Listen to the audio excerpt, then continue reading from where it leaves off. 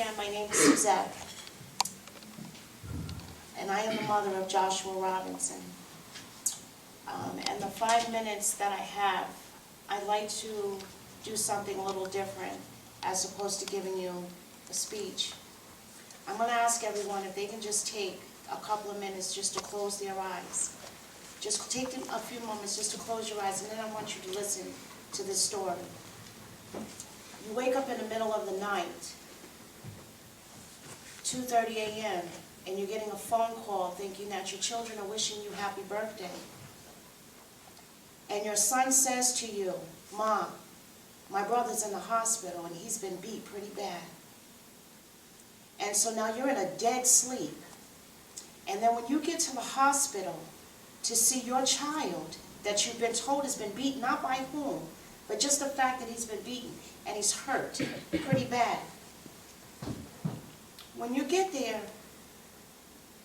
they say that you can't see your son. And I'm fighting. I want to know what's happened to my baby. Somebody let me know what's happened to my child. They said you can't see him. So I go and I'm running around the hospital and asking people what's happened to him, and I'm telling them I've been told that both my son's eyes have been bursted. That his skull was cracked in the middle of his head.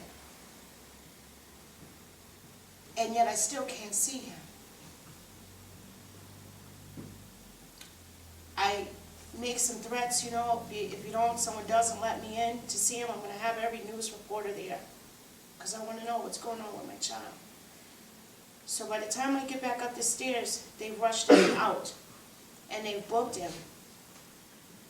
And have charged him. And brought him to the courthouse. And when my son walks through the door, he still has blood dripping from his face. His clothes soaked wet with blood. And he can't see out of either of his eyes. And as a mother, you want to be told what has happened to my child. I want you to visualize that this is a child that stands, a young man, let me rephrase that. A young man that stands 4'10" and not even 115 pounds, and was told that he assaulted officers, that he was resisting arrest, that he swallowed multiple bags of cocaine. These were his charges for the beating that Joshua had.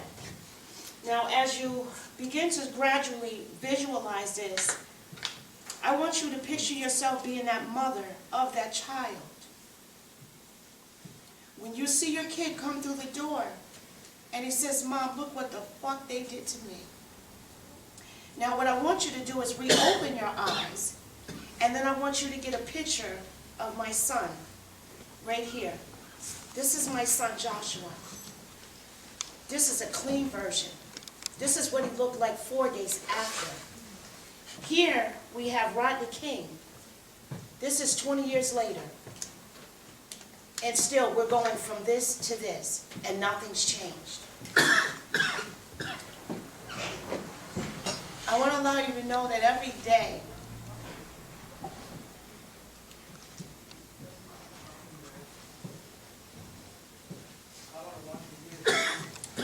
when I wake up, I thank God that he's still here. Because just like Trayvon Martin, Ramali Graydon, just countless of others, the Eric Holders, Oscar Grant. If anyone can start giving us names, I feel their pain. Because my son doesn't want to go outside. When I'm in the car, he shakes, he trembles. So I'd like for somebody to explain to me, what is it that my son could have did just that bad to cause them to beat him like they did? What? Because if I had to beat you to this magnitude, where would I be? But as taxpayers, okay, we're paying them to pay us no mind. So I'd like for y'all to sit back and think about that one. We are literally in a state of war in our own country. Never mind outside of our country, but within our own country. All right. And I swore that on my last breath, with every fiber of my being, I was not going to stop fighting for not only just my child, but for yours, for your uncle, for your sister, for your brother, for my grandbaby. I'm going to go with everything that I've got. And yes, I'm here because I'm looking for more support, centered around my case, because when the newness is gone, where does everybody go until it happens again? But what I'm asking is, I'm not here to talk about what the problems are, because we know what the problems are. But what can we do as a community to come to a solution? Stop talking about it, be about it. Go ahead. Because see, we can all sit in our closed doors, but why not start going and doing door knocking? Because a lot of us are somewhat familiar with the politics, but a lot of us that are out there don't have that knowledge.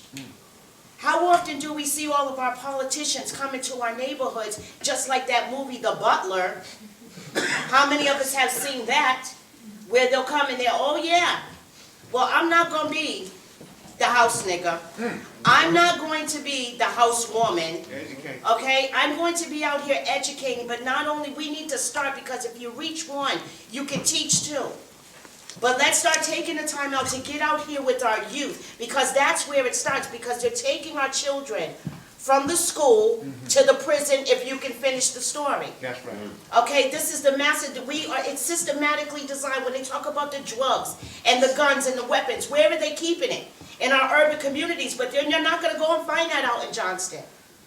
So these community forums that we're doing now, we need to be doing this every week, not every month, every 6 months. We need to start becoming to get together as a community, as a unit, not separating each other. We've got, not to take nothing away from the different organizations, but start coming together as one. That's right.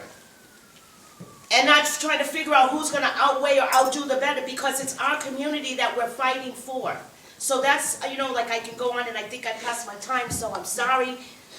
Love you guys, but this is my time.